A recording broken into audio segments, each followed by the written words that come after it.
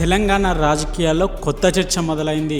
రాజకీయాల్లో ఉండాలన్నా ఊడాలన్నా ఎత్తుకు పై ఎత్తులు వేయాల్సిందే. సమయం సందర్భంగా వ్యవహరించిన వారు మాత్రమే నిలదొక్కుకోగలుగుతారు, లేకుంటే వెనుకబడిపోతారు. తెలంగాణలో రాజకీయాలు ఇప్పుడు అలానే మారినాయి. ఇప్పుడు చర్చ అంతా బీసీల చుట్టే తిరుగుతుంది. కాంగ్రెస్ ప్లాన్ ప్రకారం బీసీలకు రాజ్యాధికారం కావాలనే పట్టుబడుతున్నారు ఆ పార్టీ అగ్రనేత రాహుల్ గాంధీ. ఈ క్రమంలో తెలంగాణలో ప్రభుత్వం అధికారంలోకి రాగానే ఏడాదిలోపు కులగణన చేపట్టారు. రాష్ట్రంలో జనాభా 56% ఉందని తేల్చి చెప్పేశారు. తెలంగాణ భవిష్యత్తులో బీసీ వ్యక్తి మాత్రమే ముఖ్యమంత్రి అవుతాడని TPCC chief Mahesh Kumar Goud media ముందు స్పష్టంగా చెప్పారు. రాష్ట్రానికి బీసీ వ్యక్తి సీఎం చేయడం కాంగ్రెస్ పార్టీతోనే సాధ్యమని కూడా తేల్చి చెప్పేశారు. సీఎం రేవంత్ రెడ్డి 5 ఏళ్లు మాత్రమే కొనసాగుతారని కూడా చెప్పారు.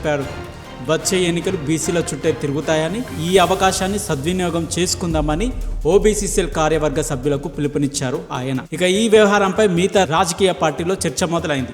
2014 ఎన్నికల్లో బీసీ వ్యక్తి సీఎం అనే నినాదాన్ని ఎత్తుకుంది టీడీపీ. అప్పుడు ఆ సమయంలో టీడీపీకి బాగానే సీట్లు వచ్చాయి.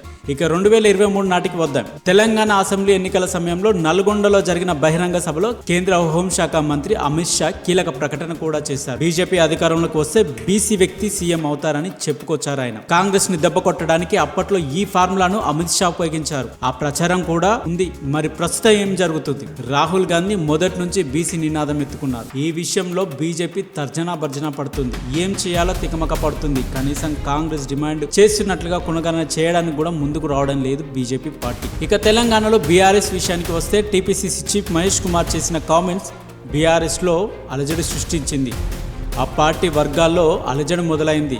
రాబోయే రోజుల్లో కాబోయే ముఖ్యమంత్రి బీసీఏనని చెప్పడంతో ఒక్కసారిగా నేతలు షాక్ అయ్యారు. దీనిపై ఏ ఒక్కరు నేరు ఎత్తద్దని సంకేతాలు కూడా వెళ్ళినట్టు ప్రచారం మొదలైంది బీఆర్ఎస్ వర్గాలలో. 2014 ఎన్నికల్లో తెలంగాణ వస్తే దళితుని సీఎం చేశానని కేసీఆర్ పదే పదే చెప్పుకొచ్చారు.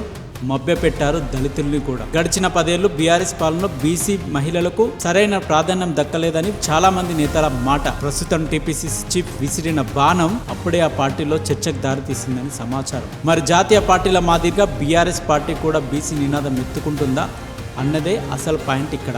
మొత్తానికి కాంగ్రెస్ ట్రాప్ లో కారు పువ్వు పడినట్టే అంటున్నారు జనం.